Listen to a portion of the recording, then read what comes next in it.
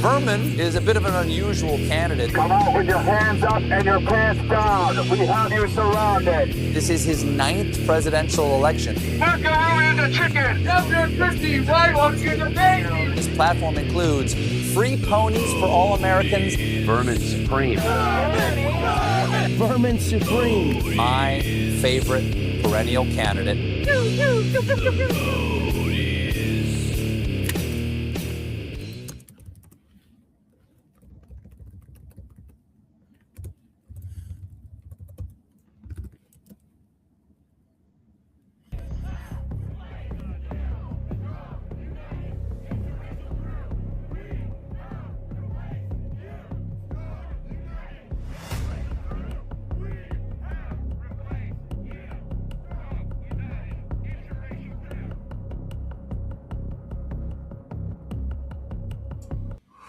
Hey y'all, what's going on? This is Lamont Jenkins, and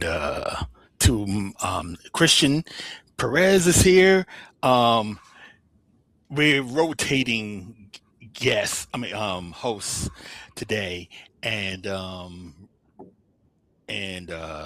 Beth will be back soon. Not next week, because we're not going to have a show next week, and I'll explain that in a little bit. But we do have a guest. That we want to introduce to everybody. You have seen him on the show before. You've seen him on the last time we had a podcast called Antifascism Report, and he's an author. He's an anti-fascist, and he is Luis Marquez.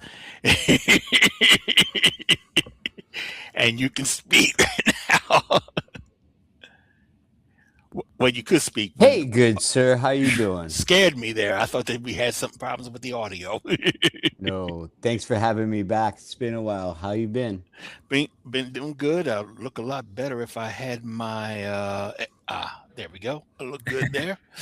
Right now it looks like we are on Substack right now. We are. And we are also on YouTube at One People's Project TV. So just go to that Nice.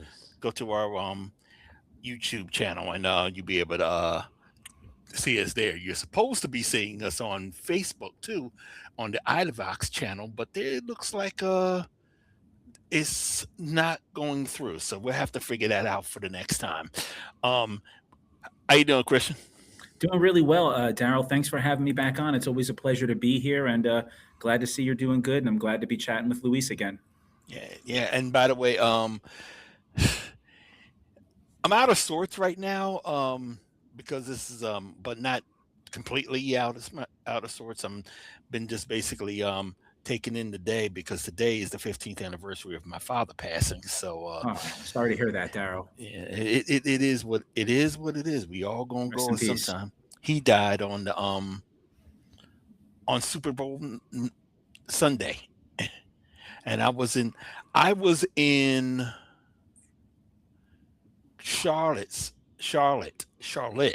North Carolina, coming back from it when he passed away, because we was dealing with American Renaissance conference and shutting that down, and after that I just went on to the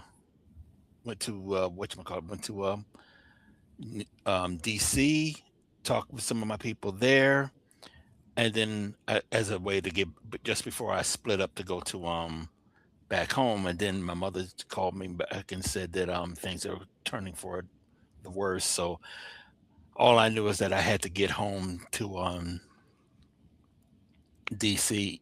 To Jersey, and obviously I didn't get there on time to be there when he was gone. But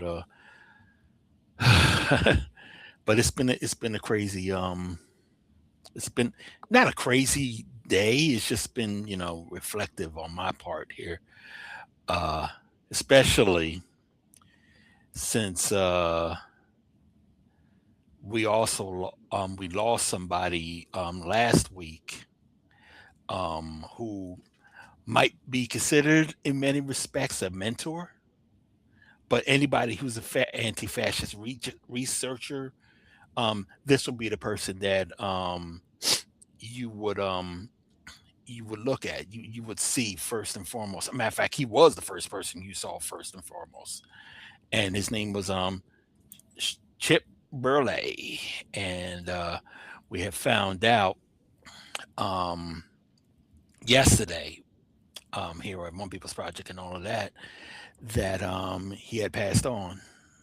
He had passed on at this, if I remember correctly, what was it, 76, I believe. 76, yes. Yeah, and look, I've only seen him a couple of times in life. I remember when he participated at an anti-racist acts conference. Matter of fact, the conference that set the ARA network to get up, and the thing that set everything up for us.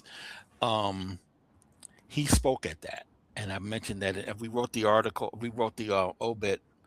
I'm gonna give a shout out to Spencer Sunshine, who did a lot of the work on the obit that we have on our site right now.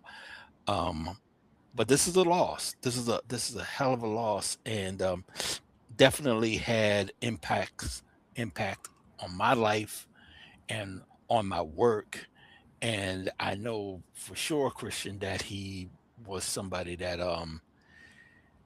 that you look towards whenever you was looking up, while you was doing your research, while you was doing your studying and things.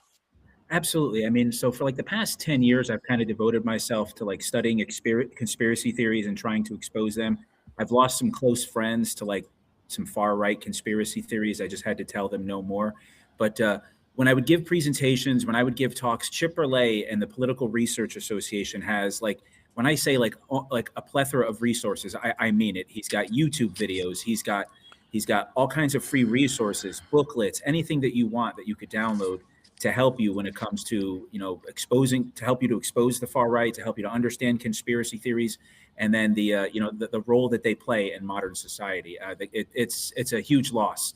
And then it came at a surprise because literally the day before in the mail, I had received one of his articles because I'm still a student. I'm still going to school. So there's a website called Academia that, I flag conspiracy theory articles. So the day you told me he passed, literally the day before, I had gotten an email telling me that what I had thought he had dropped a new article, and I didn't realize he had passed. So it's unfortunate. Yeah, Luis, did you are you familiar with him at all? I am. Briefly, I do know he was a great man who contributed lots, and I do know that he helped out with the ARA network. But mostly as I'm sitting here, I'm thinking about your father, right? You and I are working on your biography, your book together, and we've spent quite a long time speaking about your father at length. And so I know today must be, I don't want to say an important day, but an emotional day, right? Because I understand the reverence, the appreciation that you had of your father and how he helped shape who you are moving forward. Yeah, he definitely did. Definitely. I mean, everybody knows the story about that. I always put out there about him during the sit-ins and how he threw a Nazi. Well, I can't say Nazi, redneck, through a window. I was actually just recently, in the last 2 days, writing that scene. And it's a beautiful scene with his best friend there, explaining their attempt at nonviolence, right? But also Fred Tucker from Philadelphia. That's where that was his best friend over at Benedict. But also really setting the terms, right? Of like, hey, these are our boundaries, and your father with the comical line of, I hope he runs out before he gets to us. Run out of mustard, folks, because for those who don't know the story, around 1961, over at Benedict College, which is a HBCU, down in South Carolina. Ironically, by the way, coincidentally, I should say, Mike Coulter, who played me in the movie Skin, he went to this school for a little while, and but my father had told me the story, and I've said it in the like I said, I've told the story before, but one of the things he said basically, yes, he was he told the organizers, he said Martin Luther King was there, but I don't know, um but he said that he told the organizers, look, we can't put no one had don't put your hands on me. No one should put their hands on me because I'm going to handle it if it does. I mean, we're from Newark. I'm from Newark, New Jersey. My friend is from Philly. So take that. Let them know. Yes. So despite what you have seen in TV about when they pour things on people's heads, hit them across the back of the head or some nonsense like that, cuss them out. I mean, they can deal with all of that. Dad dealt with all of that, the cussing and all of that. And they came down with, and one knucklehead decided to start squeezing mustard on everybody's heads and just went on down the line, like I said on one of the documentaries. But and he told Tucker that they better run out of he better run out of mustard before he got to him, and he didn't. and my father was this close to getting expelled because of what he did. So he actually didn't finish over in at Benedict, only because he had to go to he had to go home because his father was sick, and they had to take care of business there. And sadly, I never met my grandfather, so because he died in '65, and I was born in '68. I went to his grave for the first time in life. I mean, my grandfather, that is, just maybe 4 or 5 years ago. First time. Silas Jenkins. And but no, a lot of the family on my father's side, and everybody is gone now. He was the last one of the immediate family, and that was 15 years ago. And he's hold on to your elders, people. Hold on to your elders, because they have stories to tell you and lessons to teach you, no matter how much they drive you crazy. And Dad, no, actually, I can't say Dad drove me crazy. I think I drove him crazy. From our conversations, I would say so. I would say that he was patient. I would say that he loved you. I think that it's amazing that he built the very room that you're in right now. Literally, yes. With his two hands. I think it's amazing that this gentleman made gold bars. I think it's interesting that a deaf man tried to complete his military. And that, your father ended up helping countless people and making sure that his children were educated. And yeah. Sounds like a really good introduction to your autobiography. Sounds like your dad should get a biography. Beating up rednecks. That's the prequel. I mean, he raised you. Yeah, it's the prequel. It's a teaser trailer. No, I mean, no doubt. Hearing the conditions that this gentleman grew up in, and knowing some of the people that were his contemporaries when he was running around, he grew up. I would say Daryle's father grew up hard but firm. Convicted, made sure that his children thought for themselves. And I got to be real about it too. I mean, I got to send love to my uncles too. I mean, he was the youngest of 4 brothers, right? And they were all educators. The whole, the family business is basically education. My grandmother didn't even know how to read until they taught her. Oh wow, wow. I mean, that's living history, right? That's what you were saying before.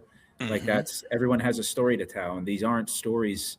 These aren't just words in books. These are lived experiences of the people that we care about and the people that sacrifice so that we could be born. So yeah, talk to your elders. And because when you think about it, my my uncle Lenzo, who's, he was working in government. He was working in the schools and everything. I think my other uncle Pip was I believe he was a principal somewhere. I forgot which school in Newark. When Lenzo, oh yeah, and my uncle Bob. I mean, all he did was go to school.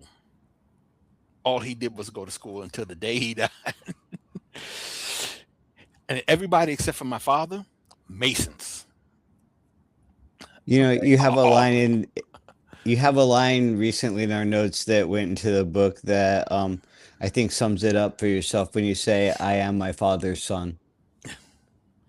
I said, yeah, this is true. I mean, it is true. I mean, like I said, there's a lot of stuff that I probably in the course of my own work, because my father really was a reserved person. He did not like me being out there be out there the way and just causing all kinds of drama or and such. I mean, it's without getting paid for it.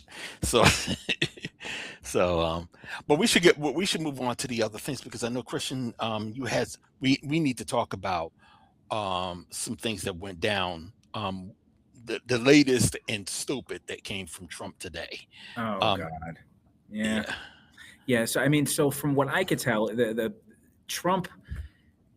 So, in a nutshell, Trump, I keep saying tweeted, but he put on social media. I don't think it was Twitter, but he put on social media. It was a photo of Barack and Michelle Obama. It was their heads superimposed upon the bodies of apes. So it just fits into the whole racist trope about black people being apes, being monkeys. There has been the backlash today, throughout the day.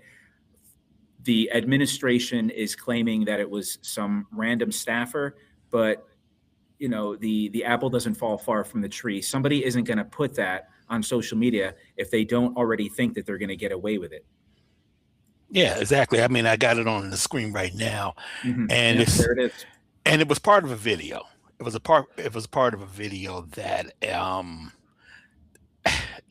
someone, I mean, he got that somehow, and it's really embarrassing when it comes down to it, because he probably thought that his people were going to be good with this. Some of them probably are. He's got that percentage that'll always ride or die with him. But this was, I mean, true. I look, I'm not one of those people like you see the liberals online. Oh, this is going to be the day that Trump falls. I'm not one of those people. I'm not one of those people. But I mean, there are cracks in the edifice. The ship is starting to sink. I'm not saying it's going to be tomorrow, next year, or anytime soon, but he is losing people. His approval ratings are in the crapper, and I think that a lot of this is meant to distract from that pittance we got released from the Epstein files. Mm-hmm. But again, I don't want to diminish the racism because it plays into a really grotesque trope. And as leftists, I mean, me personally, I like to beat up on the Obamas, but racism like this is completely unacceptable. No, it is, and I don't think they got it whenever this first came out, because every time Trump does some racist nonsense, they try to make some excuse about it. Absolutely. Like Levitt, his press secretary. I mean, she went out and did what she always does, explains it, and then gets mad at everybody for being upset about it. I mean, Case in point, this time she says this was from a and bear with me, y'all, because for those who don't know, the stroke that I had, 2 strokes that I had, make it hard for me to read things, but I'm gonna give it a shot now. It says this is from a internet meme video depicting President Trump as the king of the jungle and Democrats as the characters from the Lion King. Then she goes, please stop with the fake outrage and report on something today that actually matters. That's what she said to Politico today. Yeah, I mean, there were no monkeys in The Lion King. There was one monkey in The Lion King. There was one. There wasn't. And he was the wise man. Like, yeah. So needless to say, they took down the video and blamed the staffer. I'd really like to know what staffer did that. Yeah, some nameless staffer who has access to the president's social media. I see that look on your face, Luis. I mean, here's the thing. We've known since Trump won that this man is a racist. He is a homophobe. He is a nationalist, and he's a fascist at core. Okay? Let's not forget, it's his Department of Homeland Security who is stopping people based on their ethnicity. Right? Let's not forget that this is a man who said that Mexico is full of criminals and drug dealers. Mm-hmm. So to be honest with you, I don't want him to apologize for it, because he's not apologizing to our communities. The people he's apologizing to are white people. Okay. And he should just lean into it, because the Democrats are just as complicit as MAGA is in our current situation, in my opinion. So just lean into it, Mr. Trump. It's who you are. Yeah, and when you think about it, I mean, that's what the whole. I mean, nothing's new. I mean, no one's gonna to take his apology. He's not giving an apology, and to be perfectly honest with you, he really doesn't. You know, he really doesn't apologize for anything. So, we really shouldn't expect it. What I would say also,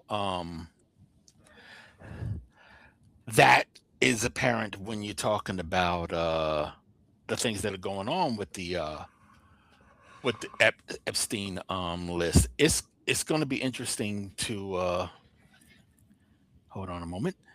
We just lost our person in behind the scenes. But that's all good. It's all good. I mean, so, I know people are concerned with the Epstein files. Okay.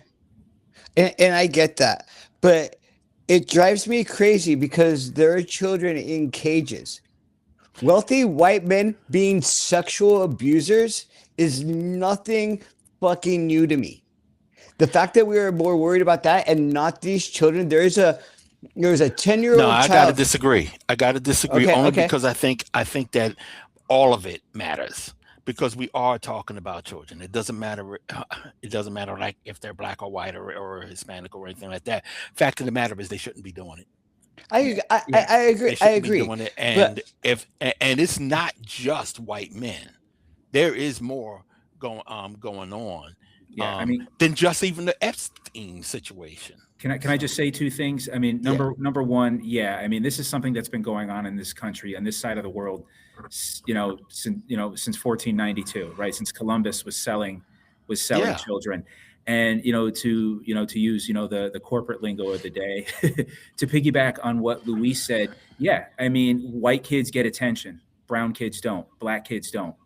I mean, there's the whole movement with murdered and missing Indigenous women. Nobody cares, right? I mean, Trump got rid of the list. And I mean, I say nobody cares. I'm sorry. That's wrong. We care. We care. Many people care. The mainstream media seems not to care. But I mean, they're just to give support to what Luis said, there are thousands of kids in cages right now facing sexual abuse, taken at the border. Who knows what's happening to them? And Yeah, look, and let me say this, that Renee Good and Alex Preddy were heroes, okay? Let me start what I'm going to say by saying that, okay? But everybody knows these white people's name. Very few people can tell me the name of the woman in Chicago who was lit up 5 times. Very few people can tell me the name of the 2 victims shot by ICE here. Very few people can tell me the name of the black man shot on New Year's Eve, right? So Keith Foster, not Foster. Bloody hell. Only my problem is that I keep messing up names anyway. Well, you have an excuse, right? Yeah. But what I'm saying is that, like, so yes, we should absolutely release the Epstein files. But we can't let that become the whole focus of this corrupt administration. There's so many things that this administration should be taken out of power for already, in my opinion. But that's one of the reasons why I said what I said last week. I mean, when you look at when you see what happened when it came to Alex Preddick, and what would have happened if it was any of us in that same exact situation. We did the exact same thing, but it was us. They wouldn't have, if we were Alex Preddy, they wouldn't have allowed us up on our knees before they shot us. They would have shot us belly down in the ground. Right? They would have shot us like snakes. He got shot like a dog. Right? If we were Renee Good, we wouldn't have gotten it in the face. We would have gotten it in the stomach. 19 times. they would have opened it. I mean, I think about the fact that I mean, I had said it a couple of I was saying it quite a bit over the past year, that we had the only time you're going to see some situations change or people coming out in the streets and wanting to do something is when somebody died. And everybody, even you said that people have already started dying. I said, yeah, but not the ones that matter. The white people. And you were right. And you know, here's the thing. We talk on our podcast and other places. Your podcast is what? We'll talk about that later. But it is called The Collective Offensive. We'll talk about that later. But we do talk about, like, the American left is lacking. And there are going to be people that hear me and get pissed off with me, and I don't care anymore. We don't support our political prisoners. We don't support ourselves. Okay? We're too busy with clicks and social media and not doing what needs to be done.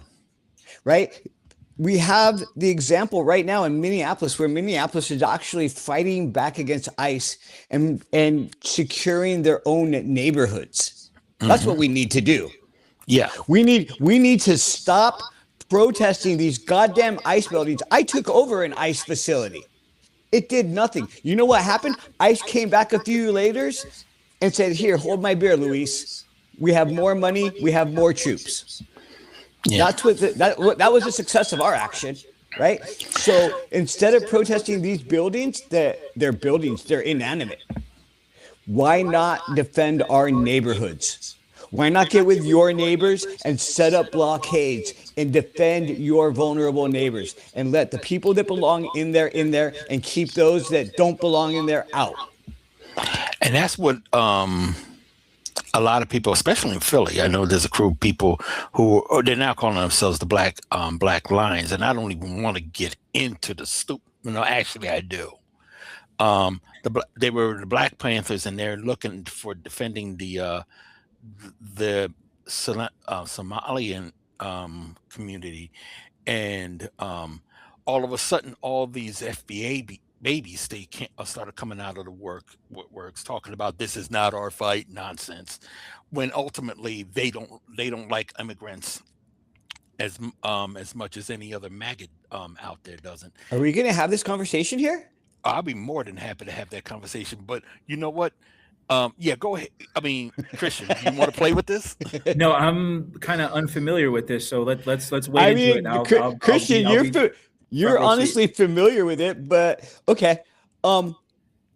So in 2020, Chicanos, Latinos, okay, indigenous people took to the streets on behalf of our Black brothers and sisters, okay, saying Black Lives Matter. Because we understand that they do. we understand that together, black and brown together are stronger, and that we have been divided and kept at odds for 400 years, right? Absolutely. Some black Americans are very nativist, right? So we see that happening, but in 2026, there are black groups that are saying it's not our fight. There are black groups that are saying out instead of joining with us, and it hurts us. I think best to put that in context, though, because the ones that are doing that are folks who can be a little bit more right wing than you think. Like the woman who says that she is the niece of Fred Hampton. I saw that. Yeah, she's a Trumper.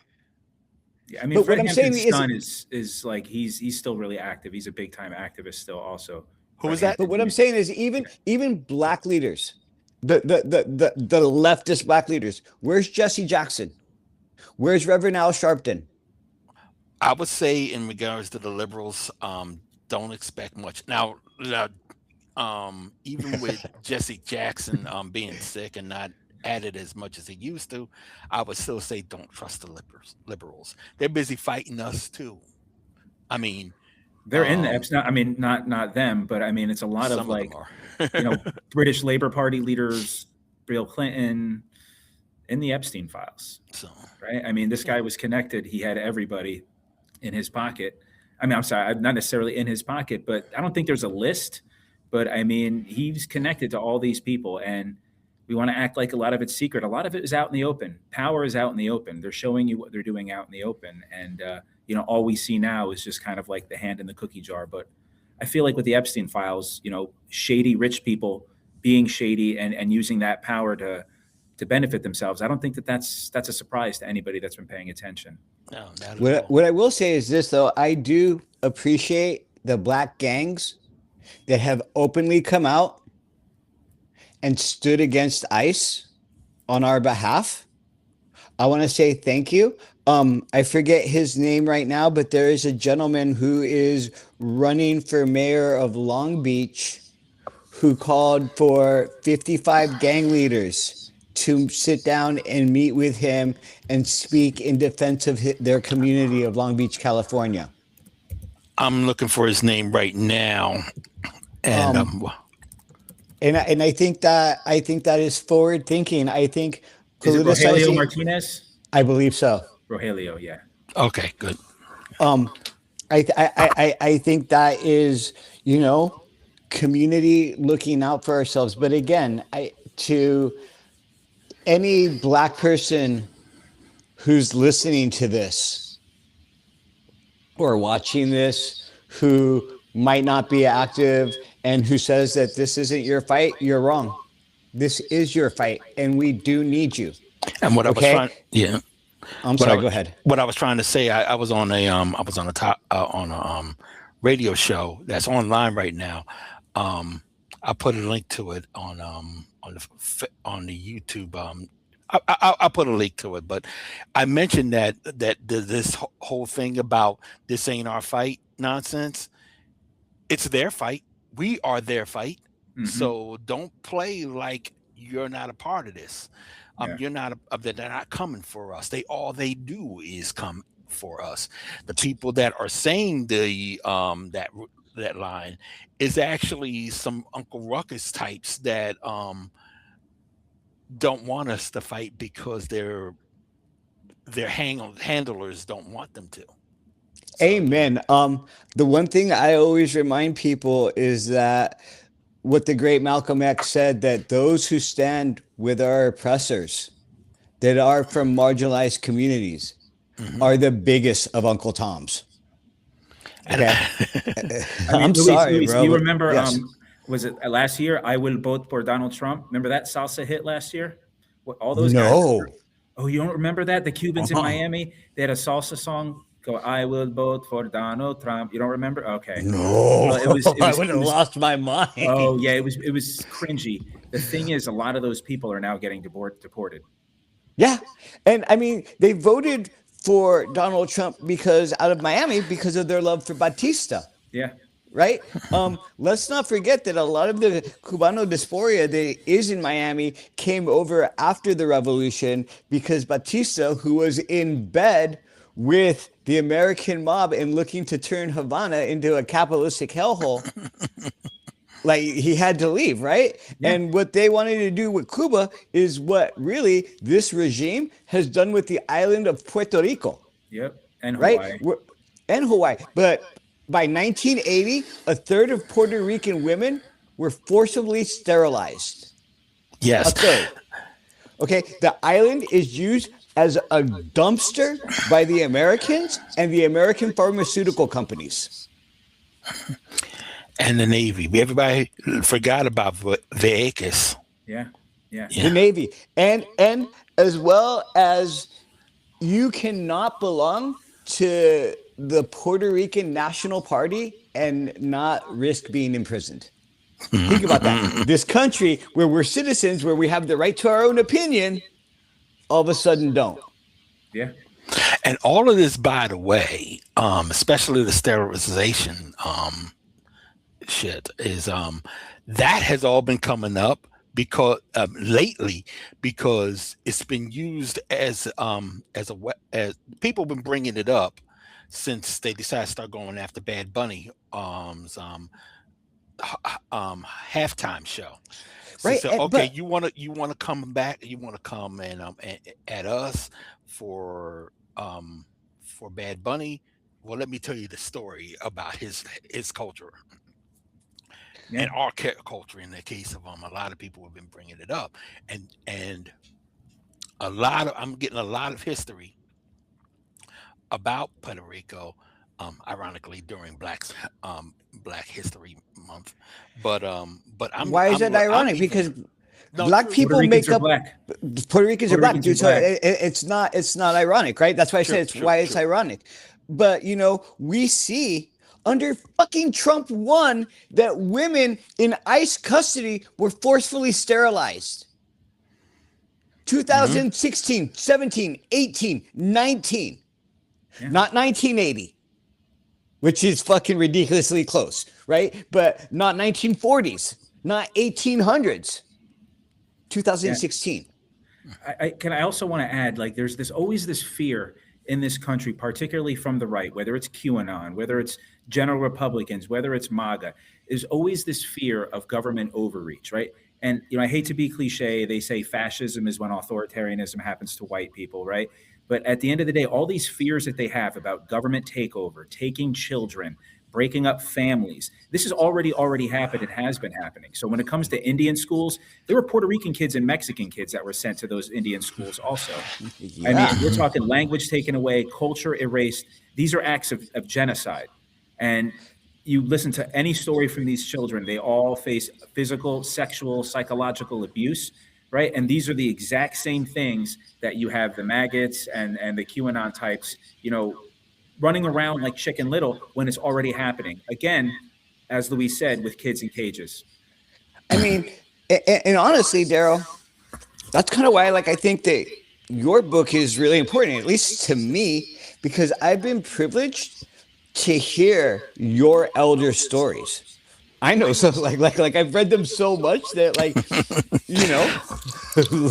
it's so funny I feel like I grew up. And for those who don't know, a lot of the stories, a lot of things that I'm saying I've never really delved into on a personal level. So it was really interesting to have the conversations, and I guess we got another session on Sunday too. Sunday, by the way. Yeah. Right? But here's the thing: black people have been fucked over everywhere historically, right? Especially in Latin America.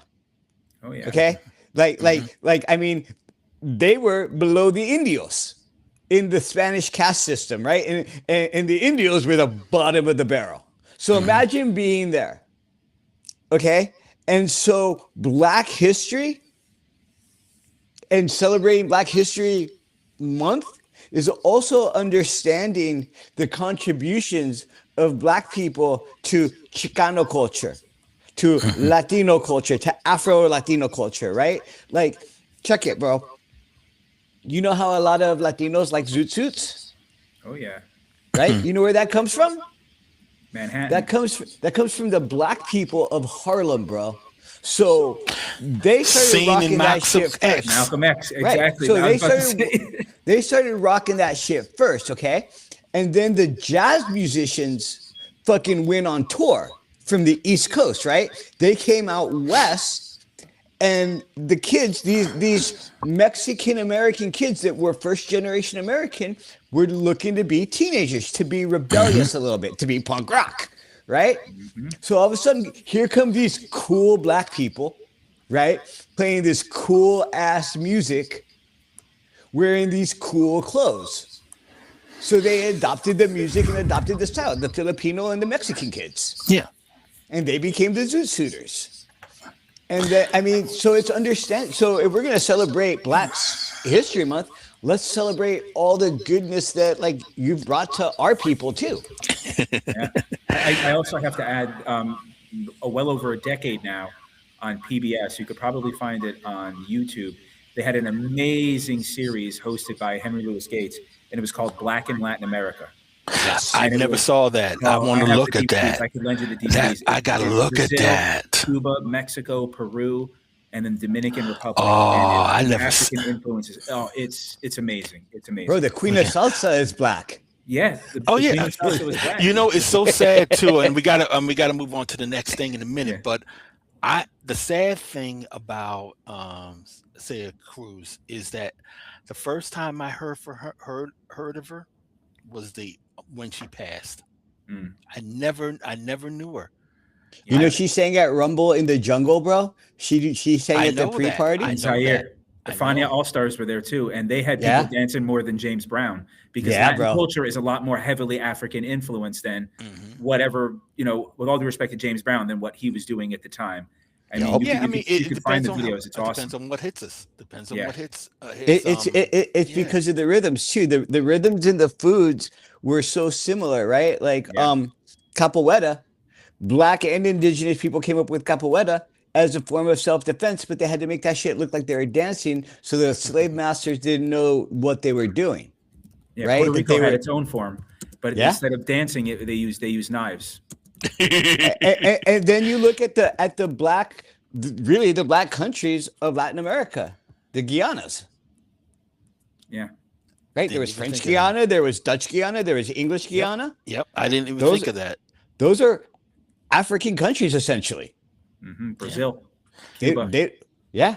Well, listen, we can go on forever about Yeah, we this. can. We can, bro. and we Like- should. We should actually do it. have a. We should do a Black in Latin America episode, or Oh my Black God, in Latino please. before the month is over. before Can the we month please? Well, next week we got. Maybe not next Let's see week. what we can do. We'll do a special edition. Let's do a special show about that.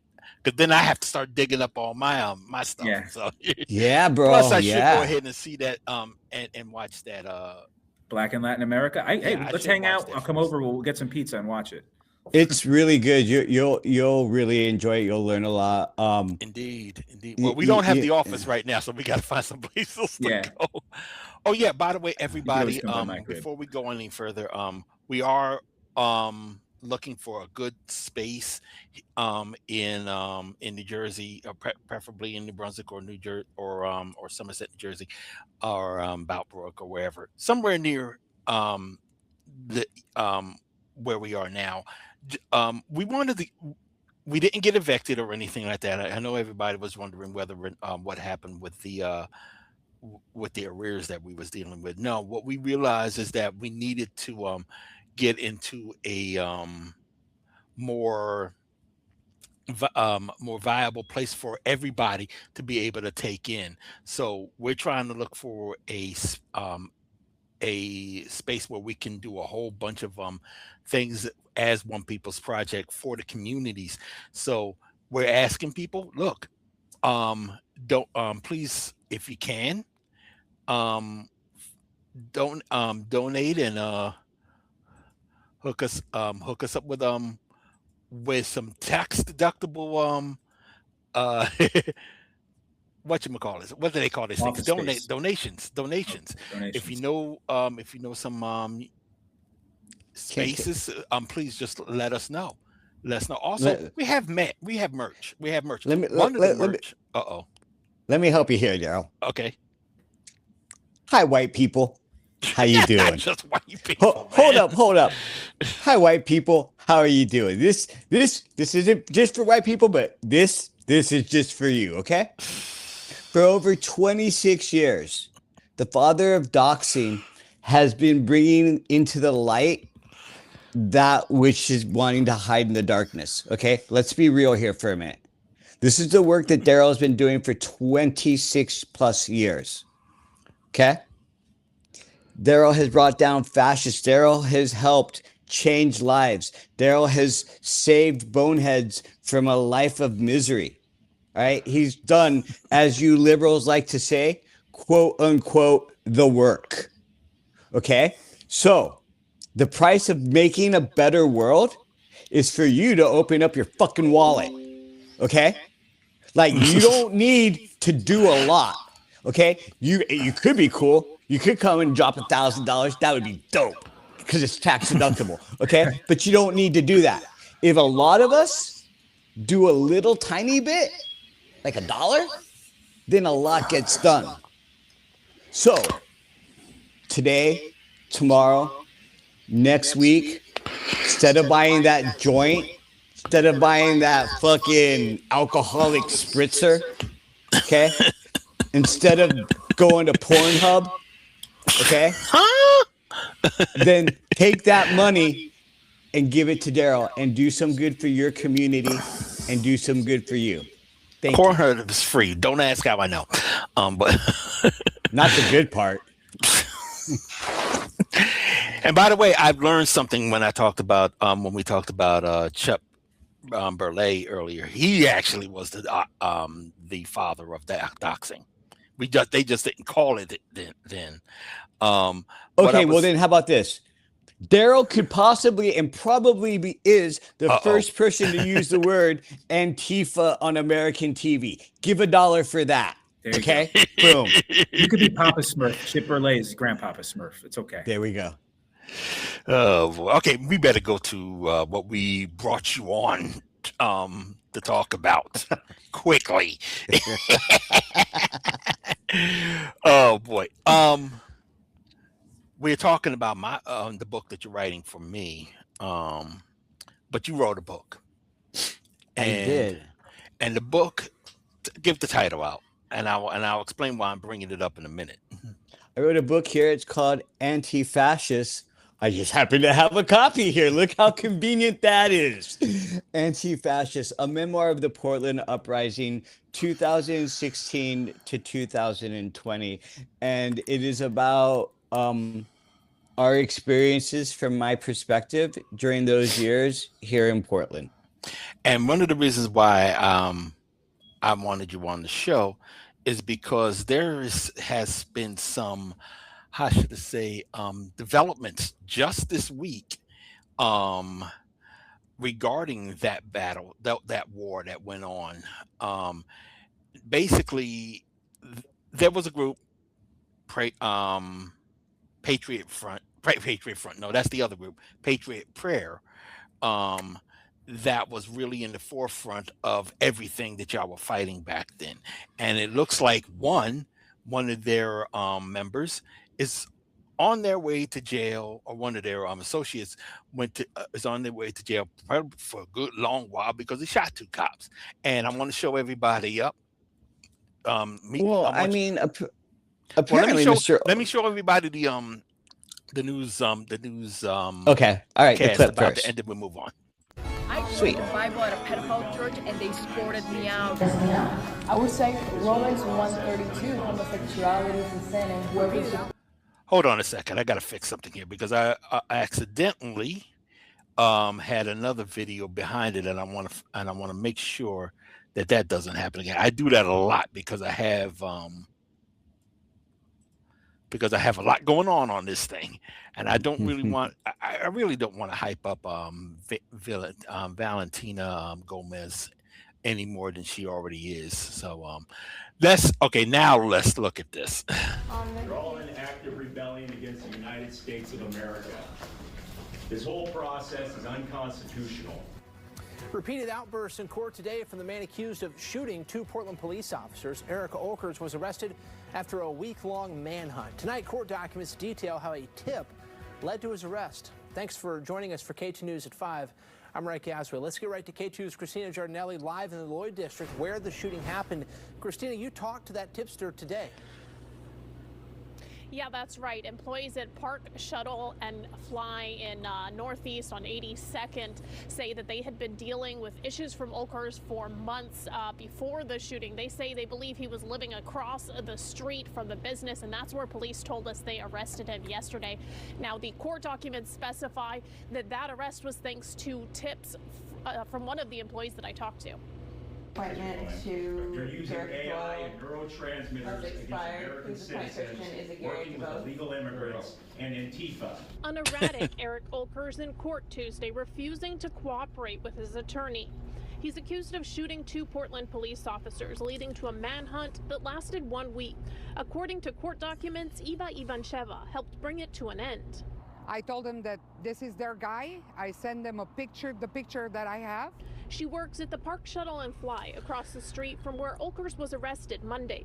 Her coworker, Shannon Monahan, says they've been dealing with him for months. This started last summer, roughly around August of last year. One of my other coworkers was having trouble with him harassing her. They also had incidents of vandalism they believed he was responsible for and say they had reported it to police. That culminated in an incident witnessed by Ivancheva December 13th. He pulled out the gun from the right side and he was basically facing my coworker that he was gonna physically fight. She was able to snap this picture before calling 911 after he pulled out the gun. When he heard her on the phone, he ran. Court documents say she shared that picture with police, along with information about the times he usually traveled to the wooded area across from where she works. Employees believe he had been living there. Ivancheva's tips led to his arrest in that same spot. Olkers has a lengthy criminal history and pending charges for an alleged bank robbery in 2022. He was let out on bail. I think that people should not be let out on bails. They should not be let out on, you know, slap on the wrist type of deal. Now, court documents also say that investigators found items of Olkers' clothing in this neighborhood in someone's backyard. They tested the DNA on those clothing items, and it matched with Olkers. Live in Northeast Portland, Christina Giardinelli, K2 News. Christina, thanks. How about that? Guy robbed the bank, and he was out on bail. And they let him out on bail. Yeah, unbelievable. But and he had a really long. He goes back about 20 years with his. So I didn't hear any of that, but I do know that he's got an active 2022 armed robbery warrant. Yep. I do know that he's been convicted of felonies, including 3rd-degree robbery, coercion, and tampering with witnesses. I do know that he's got an open case for harassing a Black-owned business in Salem, Oregon. You know, Eric Olkers is trash. Okay.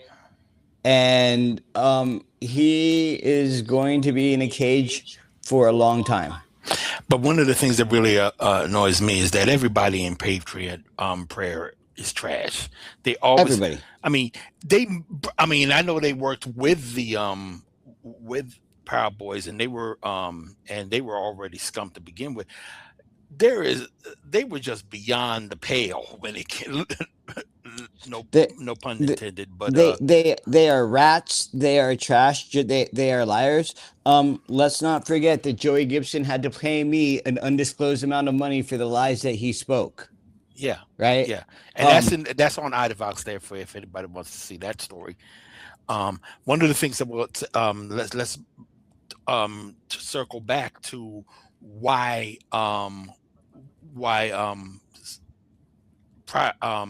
Patriot Prayer is on even bigger problems have bigger problems to deal with because they attack the cidery that anti-fascists went to regularly out in Portland. and he was a part of that. He was a part of that fight. It was in and it was on, what was it, May 1st, May Day in 2019, was it? Yeah. So the Cider Riot was this wonderful, wonderful place that was owned by a gentleman. It was a cidery. Cider's not really my thing, but the space was lovely and hosted community events. The right wing liked to dub it the anti-fascist bar, but it wasn't. It was a community space that hosted and helped out a lot of community events. In fact, one of your first visits here to Portland, we had a table for you there at the first Rock Against Fascism, where you tabled and saw that lovely space, where we saw beautiful bands and we saw a community come together and raise funds in support of anti-fascists. Yeah. And they, like you said, they didn't like it, and they always was attacking that that place, and it culminated to what happened on that day, where they just basically started a brawl, straight up brawl. Now, I'm also going to bring up the fact that Andy No was there, walking with Patriot Prayer and the Proud Boys, as they went there to attack everybody that was going to be at this event that y'all had there. So it is important to note, though, that unfortunately this was not the criminal case, right? Right. That they did in fact beat the charges in the criminal case. This is the civil case where they have to pay a total of $760,000. Okay, we're jumping around a little bit, because I didn't bring up the fact that I didn't actually say that they had lost that case today. So the story that that you will see on Idavox right now is the fact that, yes, indeed, they got sued for this brawl that they started at the Cider Riot, and by the owner. And now you could be. So it was May Day. There was an event down at the Cider Riot. People had gathered for a good time. It was a day of action that day, and it was peaceful actions throughout the city that day. I had been out that day, and I had decided not to go out, so I wasn't there that night. And to my understanding, and what I've seen on the news and explained to me by my friends that were there, Proud Boys, led by Joey Gibson and Andrew No, showed up with a group of people to fight and to battle it out. Patrons of the bar remained on the bar property and did not cross it, where these right-wingers proceeded to mace people, punch people, and punched a woman unconscious. So the result of this is that the man who punched the woman unconscious went to prison, and the rest beat criminal charges. A civil case was filed, and Chris Ponte, David Willis, and Ian Kramer, I think. Ian Kramer were found guilty in civil case and have to spend $760,000. And I will also I'm going to show some video of we just got through talking about Eric Okert, and he was one of the people that was there. And I had the video that I have is him talking to folks, organizing with people, rather just basically planning as they were going to the Cider Riot. And it's important to note that it is only now that Andy No is even bringing up his name, saying what he was associated with. When I don't really think he has done that before, and yet he was there, as you're going to see, because he's also in this video. So here we go.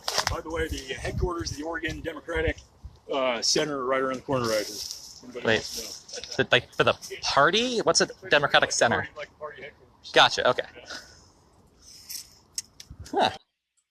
So that's just a little bit of video. I got a lot more video of that in the archives, but you saw Okert wearing the black hoodie, directing people and stuff, and here comes Andy No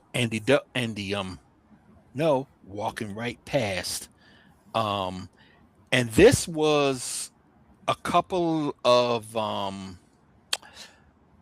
weeks before they people gave him a tasty beverage, and he became famous among the right as a victim of Antifa or whatever the hell they want to say, and he's made he has made his career by being the victim, you know, and now he's supposed to be some sort of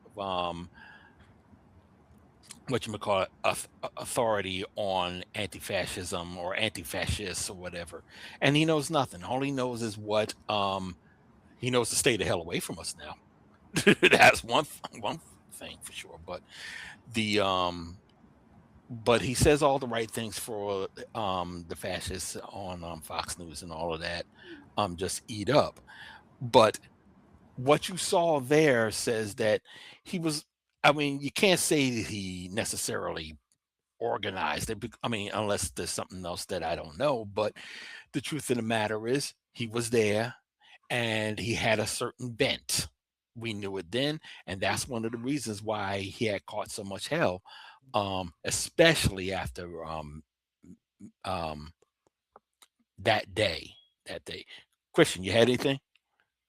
No, honestly, I all the stories I know about Andy No are from you and Luis and things we had discussed in the old IDAVOX report days. But no, I mean, the guy seems like a professional agitator. I mean, everything about the guy seems like he's out to grift the right and make money. There's always money to be made. Always. When you're a person of color and you tell bigots and racists and buffoons what they want to hear.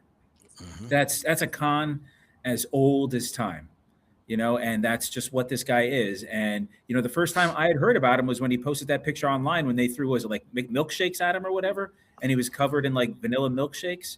I mean, it's almost like he's a cartoon villain. I mean, he's incredibly dangerous. He deals with dangerous people, but these people they're almost like cartoonish. It's bizarre. It's grotesque. And it's just weird. These people are weird. Luis wants to say something. I could just see it. No, I don't. I have a lot to say about Andy. What I will say is that if you tune in to the Collective Offensive next week, I'll be dropping my new cannibalistic recipe in honor of my ancestors for cooking fresh Andy No's. I would like to remind you guys not to cook them in a wok because that's racist. Oh boy. You know he's going to use that. Eat you. You know he's going to use that, right? He's going to say you want to eat him. He's already called me a cannibal, and you know I kind of do. I just work here. I like when I see Andy in a camp and they bring him in and I'm already there. I'm going to turn that dude's skull into my new drinking vessel. Well, hopefully we don't have to worry about that, because the bottom line is we're going to fight these characters before it gets to that point. That's why we do what we do. That's right. I mean, I'm going to bring up Chip. Oh man, don't make me mess up his name. Chip. I'm gonna bring up Chip Berlay again, because I look at the fact that one of the things he did that we have in the obit, one of the things we did was infiltrate the Nazis and all in Chicago to get information about them as they tried to go after excuse me, as they go after the black families that was moving into a certain neighborhood in Chicago. Now they got chased out, and that neighborhood is predominantly black and brown. And I think about the fact that he did that without having to swing or fire a shot or anything. He was able to handle their business before they was able to do their business, you know. And that's what I like. I like to think that I and others do. I mean, I infiltrated anti-choice groups to learn about them, and we shut them down in Columbus, Ohio. So but the bottom line I tried is, infiltrating the Klan, but they wouldn't let me in. you'd be I tried surprised. though, bro. You I will be tried. surprised. I know some that can get away with it. Oh, I know some of them are getting away with it. Yes, Oh they yeah, are. I mean, and to those that are, I mean, and you know, like I know here's a Klansman married to a black woman. at the end of the day, all these people are trash, bro. They all tell on each other. They're all trash, and they deserve what trash gets. And that's the thing. They get what they deserve, we hope, but we don't deserve it. So our mission in life is just to make sure that we protect all the people that we care about, all the communities that we care about. And I honestly think that we do a pretty good job at that.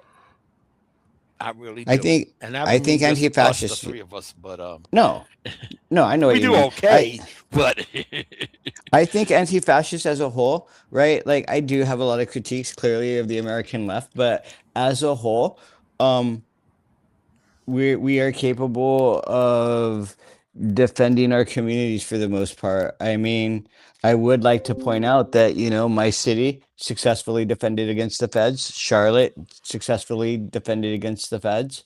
Minneapolis is in a protracted war, and the reason that they're in a war is because they are in fact defending their communities.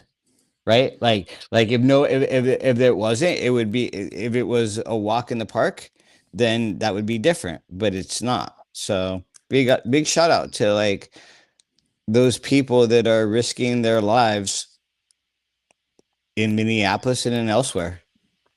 and much love to anybody that has to do it in the next couple of weeks or months. Because as I said on that radio show, it's January, or rather it's February now. Wait till we all thaw out. Yeah. Wait till we start getting warmed up, and they're still trying to pull stunts. I mean, we got Jake Lang, who got his behind kicked all over the place in Minneapolis a couple of weeks ago.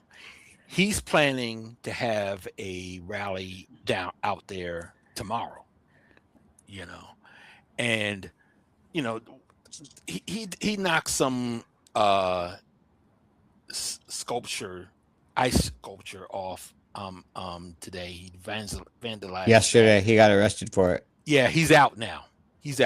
I looked before we came on. He got out. Yeah, and but he's still facing the charges. I don't think he's going to get too much, and that's the important thing to remember. These folks are not going to get any kind of serious upcomings in the courts. I mean, hell, he was one of the J6s, and he's got pardoned. It's going to be important for us to do what we basically make them accountable. You know, So hey, I'd like to say something before. Yeah. I don't know how far away we're going to wrap it up or anything. We're coming to the end now because Cool. we've been going for almost like 90 minutes. This has been fun. I would like to say, in my opinion, and I speak for no one besides myself, I would like to see the American left with some of that January 6th energy.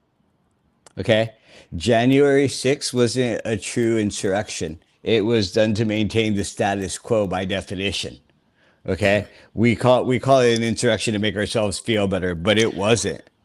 I submit that we have, but it's not going to be via, listen, it's not going to be via the left so much as it is just going to be people that had enough. That's what, think about it. Before there was January, they always bring this up, and it's true. We had the response to George Floyd, and we said straight up, no, this is going to stop. So we do have that energy. What we need to do is just maintain it and be a little bit more responsible. So as the man said, open up your window. Okay, as the man said, open up your window, lean outside that motherfucker and say, I'm mad as hell and I'm not going to take it anymore. Or you can be like my father and throw somebody through the window that deserves it. Booyah! Fascist only. And like I said, those who deserve it. Listen, y'all, we got to take care. We got to bounce out. I want to let everybody know you can let's again hit us up with if you can hit us with donations, by all means, please do. I mean, it'll be great. I'm gonna put that up again, and but also just go to onepeoplesproject.com, or better yet, go to Idavox. That's where we have all our news articles and all. If you want to contribute something from your local, because we're looking for people who want to just contribute their articles to the website. We also have a calendar there, a public calendar where you can also submit any events that are going on if you want to alert people to something that's going to go down. Feel free to use that, and we will definitely look at everything that you're doing, what you're asking for. Remember also that we also have merch. You don't necessarily have to just throw money at us without anything coming back. So just go to you can go to onepeoplesproject.com / I believe shop, but you'll see it. You can also visit us on Facebook. Unfortunately, if you're looking at Facebook right now, I don't think you saw us live. We're gonna fix that. You definitely saw us on YouTube. At least I hope you did. Last week it didn't show up, but I fixed that so that you saw the repeat. Also, feel free to support us on Substack. Remember, this broadcast is always going to be free, but we are still looking to we're still looking for people to help to subscribe and all of that. Put that book up. Put that book up again. Buy the because book, folks. We got to remember, by all means, thank you, Luis. Everybody pick up his book. That's a great freaking book. Thank you. But also this year I got 2 books coming out. We got Daryle's biography coming out, and we also got a Christmas book called How the Antifascists Who Saved Christmas. Okay. Tell us about the podcast. Oh yeah. I've got a podcast with some down ass folks called The Collective Offensive, available wherever podcasts are available. Hopefully some of those cats will be rotating through here. We've got Dave, who's writing articles for Idavox. Come check us out. We are shit. My best friend's cafe just got doxxed as an anti-ice cafe. See, we're always working, baby. We are always ever. working. He'll be all right. All right, so Don't worry. with that being said, I want to tell everybody that there's a secret menu. If you can find a coffee shop in Portland that sells, what do they sell? They're offering the Charlie Kirk. You ask me what the Charlie Kirk is. It's a flat white with one shot and a dab of strawberry syrup in the right corner. Yeah, Fox News is going to be talking about this one. It's a Charlie Kirk, baby. Find it in Portland. Go up to the cafe. Go order. I want a Charlie Kirk. Because it's off the menu. You'll get one. All right, y'all. I'm just going to leave it at that. Take care, y'all. Hey, wait. One last one. One last thing. Don't say anything that gets us doxxed or rather covered by the FBI. Okay, just this is my impression. You tell me who this is. Okay, ladies and gentlemen, want to say goodbye. Next week we're not going to have a show because I'm going to be going to Providence. I'm going to be speaking at an event on Valentine's Day, and so we'll be back on the 20th. And hope to see you then. Thanks for having me, Daryle. We'll talk soon. Absolutely, bro. Absolutely. And Christian, same thing. Christian, good to see you again. Thank you. Be back again. We'll talk soon. He left already. All right, then. Take care, y'all. Later, brother. Peace. 4 bands, 9 songs, 1 good cause, and I even do spoken word on the thing.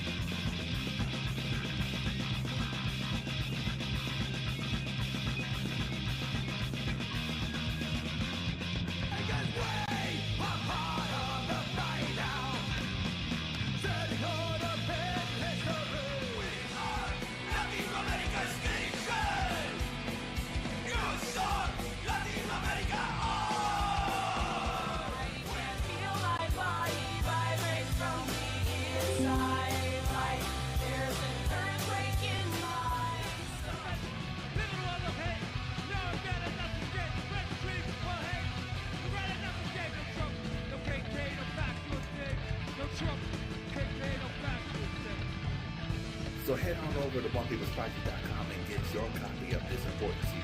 Bottom line, we all on the fight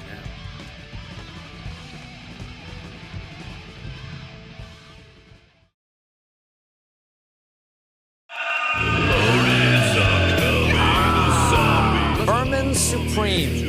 Vermin is a bit of an unusual candidate. Come out with your hands up and your pants down. We have you surrounded. This is his 9th presidential election. Macaroni and the chicken. F-50, White House in the baby. His platform includes free ponies for all Americans. Vermin Supreme. Vermin Supreme. My favorite perennial candidate.